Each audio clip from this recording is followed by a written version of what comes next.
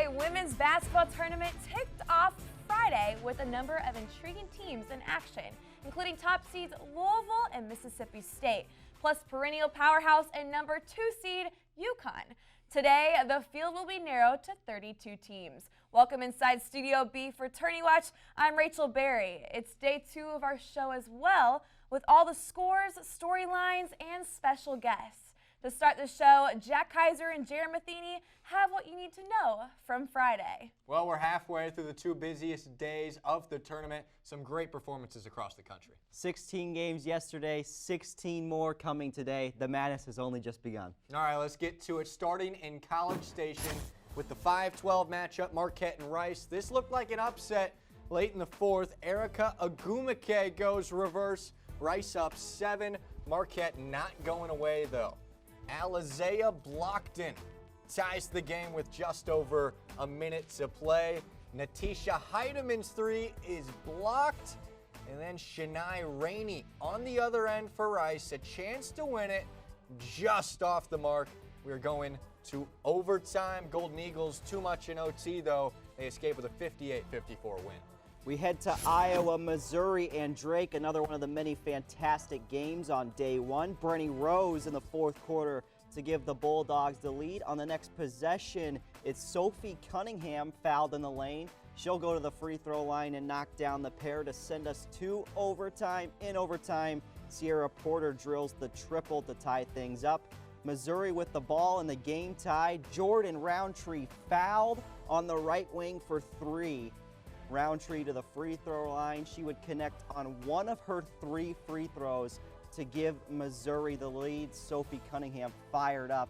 Tigers up by 1. Last chance for Drake. Becca Hittner for the win. So close, but the Tigers survive in Iowa City. Second seeded Iowa hosting Mercer. This one was fantastic, start to finish. Megan Gustafson, put back plus the contact, 13.16 boards, her 31st double-double of the season. But Mercer always seemed to have an answer. Kiki Calloway puts Mercer up 4 with 7 to play. Hawkeyes too much. Down low, Gustafson. Second effort goes. They tie the game. She hits the free throw to put Iowa up 1. Hannah Stewart lays it in on the fast break. Mercer so close, but not close enough. Iowa on to the second round. Iowa first-team All-American Megan Gustafson joins us. The Hawkeyes coming off a 66-61 win over Mercer to move on to the second round on Sunday. Megan, really appreciate the time. You've had a spectacular year, 30 points and 16 rebounds against Mercer. What would you attribute to this historic season that you're having? Yeah, I think I have to say that my teammates have done an amazing job of setting me up every single game. No matter what's being thrown at me defensively, I'm able to really rely on my teammates to get me the ball. And if I'm able to get double or triple teamed, I'm able to find them. And so it's been a wonderful time just to be able to work with my teammates. It was a tight one the whole way against Mercer. You were down by 2 with just over 4 minutes to go. What was going through your mind when you were down by 2 that late in the game? Yeah, Mercer's a great team. That game was intense. And, during that time when we were down, I knew that we had to go to work, especially inside, to get some buckets. And so, I was just trying to get myself in the best position possible so my teammates could get me the ball. The win was the first NCAA tournament win for anybody on your roster. After it hit triple zeros, you guys are celebrating in the locker room. What was the discussion amongst your teammates? Yeah, we were so excited just to get an NCAA tournament win. Last year it didn't feel good to go one and done. And so, we're honestly just really happy to keep going no matter how that win looked. We're just excited to get a win and to keep moving forward from here. You've got Missouri on Sunday. What do you have to do to get the win and move on to the Sweet 16? Yeah, Missouri's a great team. They've got such a well-balanced team. I think that's what impresses me the most about them. And so we just got to get lockdown defense, making sure that keeps going. And, defense wins, in those tough times. And so it's going to be important to really be at it defensively.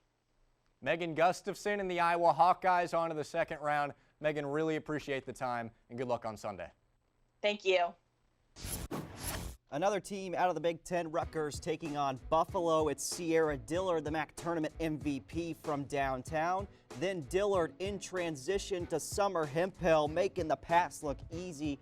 Bulls up by 6. Third quarter, Takia Mack in the lane through contact. Fourth quarter, though, Hemphill What a finish for Buffalo. Bulls advancing to the second round for the second consecutive year. Hemphill with the flex. Indiana, Texas, Longhorns down 8 early. Shug Sutton banks it in for 2.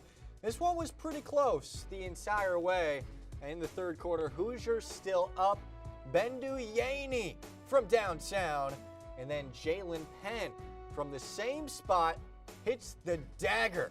IU upsets Texas, moves on to the round of 32. Patriot League versus the ACC, Bucknell and Florida State. Kate Walker and the Bison leading early on. Third quarter, though, Kia Gillespie to give the Seminoles the lead. Florida State and Bucknell fought tooth and nail in this one, but the Noles found the way to get a victory. Florida State advancing by 3. Clemson, South Dakota, 8-9 matchup in Starkville. Danielle Edwards, a smooth swipe, an easy finish. This one was tight most of the way, but down the stretch, it's Edwards again. And then for Clemson to cap it off, already leading by 9, a bucket, and then Simone Westbrook steal and score. Clemson the victor by 13. Wolverines and Wildcats, Hallie Tomei through the defense for 2. Michigan led throughout this one. Second half, Amy Dilk in the lane, scoop and score, plus the foul. Michigan uses a 17-0 run in the second quarter. The Wolverines did not look back from there. They move on to round number 2. Louisville, a 1-seed hosting Robert Morris. This one was all Cardinals. Sam Faring hits the 3. Look at this passing. Nothing short of pristine. Leads to the Faring layup, and Louisville cruises 69-34. South Carolina and Belmont to Asha Harris with the lob inside to Destiny Henderson for 2. Harris finished with 12 points and 6 assists in the win. She is now over the 500 mark in career assists. Gamecocks roll 74-52. Texas A&M Wright State Aggies hosting first round action. Kennedy Carter splash. A&M was firing on all cylinders. Asia Ellison turnaround bucket. 84-61 the final. A&M over Wright State. Knights and Sun Devils in Miami. Chaos on the floor before Charnea Johnson-Chapman lays it in for 2. It was a low-scoring affair throughout in this one, but a couple big threes by Arizona State down the stretch led them to victory. Arizona State moving on to the second round, looking to go to the Sweet 16. Second-seeded Oregon and Portland State. Sabrina Ionescu. This girl's ridiculous. She threw that one in from the Pacific. Her teammates love it. In the fourth, Ruthie Hebert. A smooth stroke. The Ducks waddle on to Sunday. From the Pacific to Starkville, number 1 seeded Mississippi State taking on Southern. The Bulldogs of Mississippi State hit the century mark in this one. Easy transition buckets for the Bulldogs. Cowbells keep ringing. Mississippi State big. In-state battle between Miami and Florida Gulf Coast. Beatrice Montpremier off the inbounds. Miami up 8. FGCU hung around though. Carrie Jouette Giles, 3-ball. The Eagles love it, but in the end, Montpremier and the Hurricanes too much. Miami 69-62. UConn and Towson cap things off for us. Nafisa Collier in the lane with a huge block. This one went pretty much the way we expected it to. UConn on that 2 line, but they get a big win. 110-61, the final score for Gina Ariema. All right, let's take a look at the top plays from yesterday's game. Buffalo Rutgers inside. Summer Hemphill goes reverse. That's a lot harder than it looks. Buffalo off the reverse from Hemphill, second round with some muscle. Number 2 from Iowa City, it's Mackenzie Meyer as the first half expires. Silky smooth from the junior. Hawkeyes escape defeat at home with a victory. Our number 1 play, Angel Baker. Watch this pass, guys. Who needs eyes? The beautiful no-look pass to Tanisha Dixon for the lay-in.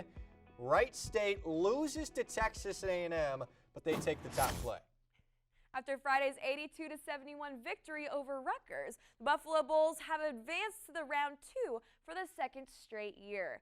The reward after Friday's win, number 2 seed UConn.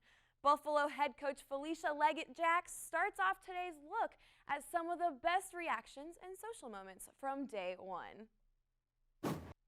Well, I saw security down there, and he had weapons and everything. And I asked him the question, is it illegal to kidnap players here in Connecticut? And he looked me right in my eye, and he said, yes. I said, crap, there goes that scouting report. If they're the best team ever. They're so awesome. How to get her a 2 seed. I can't stand some of those people in the committee, whoever they are. They are one. They were supposed to be here. We're supposed to be somewhere else. I love Gino. I love what they've done for women's basketball. And he stood for women. He stands for women. He's done so much to grow so many women to be phenomenal women. And he can coach, man. And his team is good. And we're going to celebrate our win against Rutgers right now all day long. And we are not thinking about you. I don't even want to go watch him play right now because I'm in awe of this guy. I really am. I think he's really awesome. I saw his restaurant. I bought something there. I wasn't even hungry. It's so ridiculous, isn't it? So, I mean, it is what it is. We got to play him. And I think that Gina will understand. He recruited me when he was going at Virginia. And I say this to him in all honesty. In order for him to think that he did a good job of recruiting me, I have to give him my best effort. And we're going to be as prepared as we can against the best team, the best coach, arguably in the country. I think that they are a team that's positioned to win it, but they got to go through Buffalo. Oh, God. You may have seen some Twitter fun too this week between the 44th President of the United States, Barack Obama, and late-night host Jimmy Fallon. Both picked 12 of 16 games correctly Friday, and they each also picked UConn to win it all. Two teams moving on to round 2 after Friday's win. The Missouri Tigers, who held on to win 77-76 against Drake in overtime. And the Indiana Hoosiers.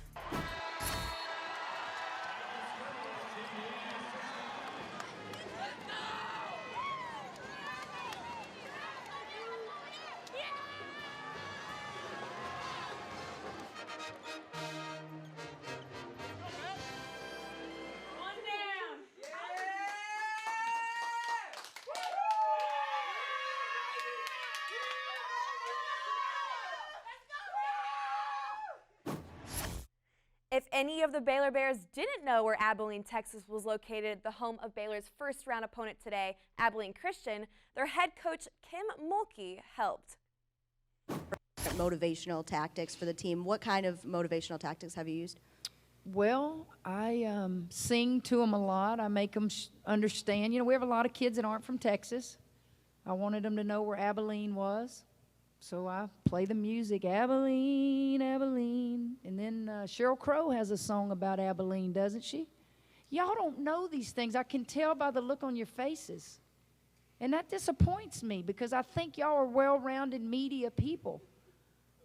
Go listen to those songs, and then before we leave, tell me who sang the song. It could be an article I read in a newspaper about a totally different sport, and I bring it to the locker room. It could be showing old film from the 2005 championship team.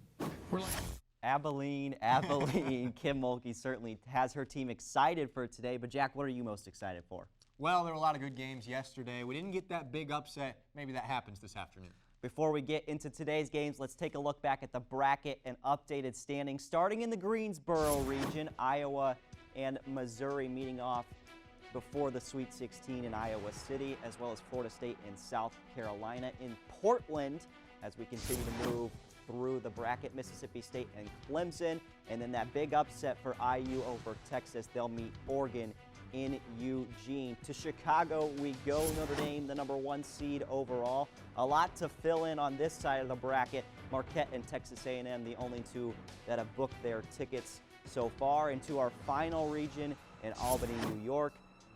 Louisville and Michigan, the only two besides Buffalo and UConn who have moved on. And looking at today's schedule, Jack, Central Michigan and Michigan State, that's the one you have your eye on. Yeah, setting up to be a heck of a game. The Chippewas in the midst of another outstanding season after a Sweet 16 run last year. Raina Frost one of the best rebounders in the country, paired with Presley Hudson, one of the best pure scorers in the nation, makes CMU very dangerous.